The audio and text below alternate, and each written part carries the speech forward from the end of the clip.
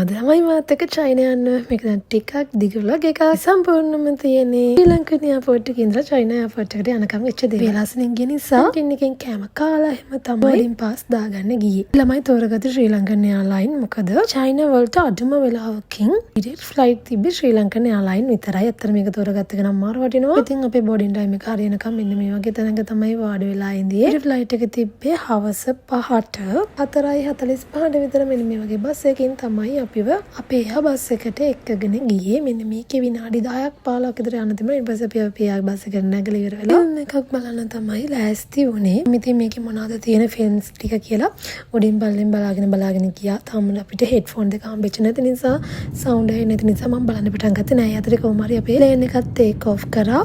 මේ විදිහට තමයි අපි ලංකාවෙන් එළියට ගියේ. කොහොමද මට හම්බෙච්ච වින්ඩෝ එක එච්චර හරි නෑ. හරියට පැහැදිලිව කිසිම දෙයක් පේනුනේ නෑ. වීඩියෝ එකට පේනවට වඩා හැබැයි S2 කට ලස්සනට වෙුණා. මාව ලස්සනයි ලංකාව උඩින් දකින්නකොට. මම බලන්න තෝරගත්තේ සෝනද ගෝනද ඔන්නෝම ෆිල්ම් එකක්. ඒක ටිකක් මට බෝරින් වගේ හිතුණා. ඉතින් ඉවර වෙනකම බලන්න ඕන නිසා බැලුවා. කොහොමද ඉතින් ඕම ෆිල්ම් එක බල ඉන්න අතරතුරදී අපේ ඩ්‍රින්ක්ස් හම්බුණා. වයින් බියර් ඕනම ජූස් එකක් එමු බොන්න පුළුවන් තිබ්බා. වයින් නම් බොන්න ආසාවක් තිබෙන්නේ නැහැ. ඒක නිසා අපි ඇපල් ජූස් එකක් තමයි ගත්තේ. ඉතින් අපේ මීල් එක ආවා. කියන ඕන ශ්‍රී ලංකන් එයාලයින් එකේ මීල්ස් නම් මට නම් හොඳටම රසයි. බස්මති බත් චිකන් එකක් එක්කලා හාල් මැස්ස බිත්තර ඊළඟට පොඩි සලාඩ් එකක් තිබ්බා. ඊළඟට කන නිකන් ඩෙසර්ට් එක තිබ්බේ නිකන් පොඩින් එකක් වගේ එකක්. ඒතර මේක මට මොකද්ද කියලා හිතා ගන්න බෑ. යෝගට් එකක් නෙමෙයි පොඩින් එකක් තමයි. කොහමද කෑම එක නම් මාරම රසයි. චිකන් එක හරිම රසට තිබ්බා. අපිට සෙට් වෙන්න විදියට තිබ්බා. මොකද ශ්‍රී ලංකන් ස්ටයිල් එකට තිබ්බ නිසා. ඉතින් ඩෙසර්ට් එකත් කාලා එහෙම මං හරි බරි ගහිලා වාඩි උනේ.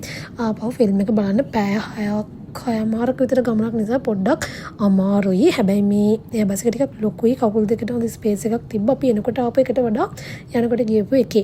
ඊළඟට ඉතින් ටී එකක් එහෙම හදාගෙන ඒකත් බොන ගමන් හිමින් සැරේ ෆිල්ම් එක බැලුවා. මේක බලවෙනම මට නිදිමත නිසා මම පොඩක් නිදිගත නිදාගෙන හැරෙනකොට අපි චයිනාවට ලං වෙලා ඉඳී. මේ වගේ තමයි චයිනාවට පියුනේ ලයිට් කොටක් විතරයි මාරම ලස්සනයි. ඉතින් ඊට පස්සේ අපි චයිනාවලින් බැලලා මොකද උනේ කියලා ඊළඟ වීඩියෝ එක අරන් එන්නම්.